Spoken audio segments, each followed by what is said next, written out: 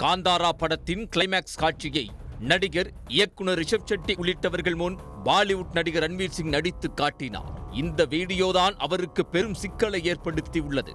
ரன்வீரை குறிவைத்து சர்ச்சைகள் கட்டமைக்கப்படுகிறதா?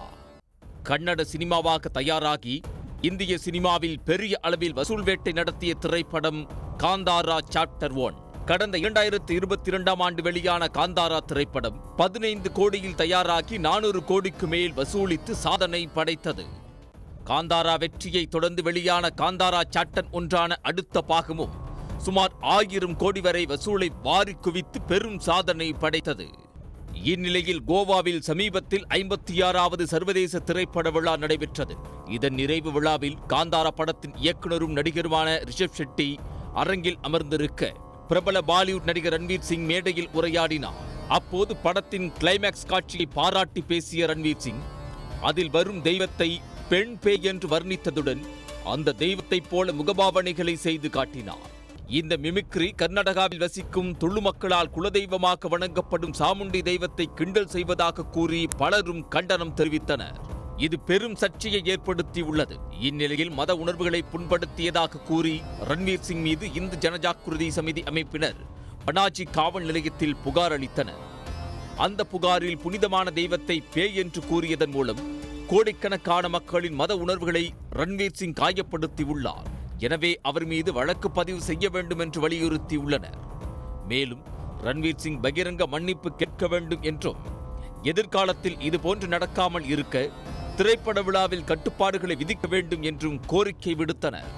மேலும் நடிகர் ரன்வீர் சிங் கத்ரி மஞ்சுநாதா கோவிலுக்கு வந்து சாமி சன்னதியில் பகிரங்க மன்னிப்பு கேட்க வேண்டும் என்றும், அதுபோல் ரன்வீர் சிங்கின் செயலுக்கு எதிர்ப்பு தெரிவிக்காத ரிஷப் செட்டியும் மன்னிப்பு கேட்க வேண்டும் என்றும் கூறியிருந்தார்.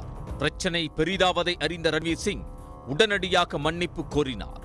ரன்வீர் சிங் தனது இன்ஸ்டாவில் பகிர்ந்த மன்னிப்பு பதிவில் தான் ரிஷப் செட்டி நடிப்பை முன்னிலைப்படுத்தவே விரும்பியதாகவும், அந்த குறிப்பிட்ட காட்சியை செய்ய அவர் பட்ட கஷ்டங்கள் ஒரு நடிகராக தன்னால் உணர முடிவதாக கூறியுள்ளார். நாட்டில் உள்ள கலாச்சாரம் மற்றும் நம்பிக்கையை மதிப்பதாகவும், யார் மனதையும் புண்படுத்தியிருந்தால் மனதார மன்னிப்பு கேட்டுக் கொள்வதாக குறிப்பிட்டார். இத்துடன் பிரச்சினை ஓய்ந்துவிடும் என கருதிய நிலையில் பெங்களூருவில் உள்ள ஹைகிரவுண்ட்ஸ் காவல் நிலையத்தில் வழக்கறிஞர் பிரசாந்த் மிட்டல் என்பவர் புகார் அளித்துள்ளார். அடுத்தடுத்து ரன்வீர் சிங்கிற்கு எதிராக புகார்கள் அளிக்கப்படுவதால் அதை எதிர்கொள்வது குறித்து சட்ட நிபுணர்களுடன் ரன்வீர் ஆலோசனை நடத்தி வருகிறார். பாலிவுட் சினிமாவின் மிக முக்கியமான நடிகர்களில் ஒருவரான ரன்வீர் சிங் ஏராளமான ஹிட் படங்களை கொடுத்துள்ளார்.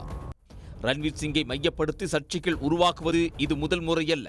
சில ஆண்டுகளுக்கு முன் முழு நிர்வாணமாக ரன்வீர் சிங் போஸ் கொடுத்து வெளியிட்ட போட்டோக்கள் சர்வதேச அளவில் பேசப்பட்டது.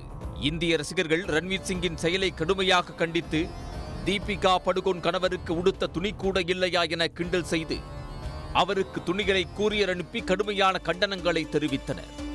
ஆணுரை விளம்பரம் முதல் கத்தார் பிராண்ட் அம்பாசிடர் விளம்பரம் வரை எண்ணற்ற சர்ச்சைகள் ரன்வீர் சிங்கை மையப்படுத்தி அவ்வப்போது எழுப்பப்பட்டு வருகிறது. இந்நிலையில் ரன்வீர் சிங், மாதவன், சஞ்சய் தத், அக்ஷய் கண்ணா, சா அர்ஜுன் நடிப்பில் ஆதித்யாதர் இயக்கத்தில் உருவாக்கியுள்ள துரந்தர் படம் நாளை வெளியாக உள்ள நிலையில் அவருக்கு எதிராக சர்ச்சைகள் எழுப்பப்படுவது குறிப்பிடத்தக்கது. உடனுக்குடன் செய்திகளை தெரிந்து கொள்ள சன் நியூஸ் பெல் ஐகானை கிளிக் பண்ணுங்க.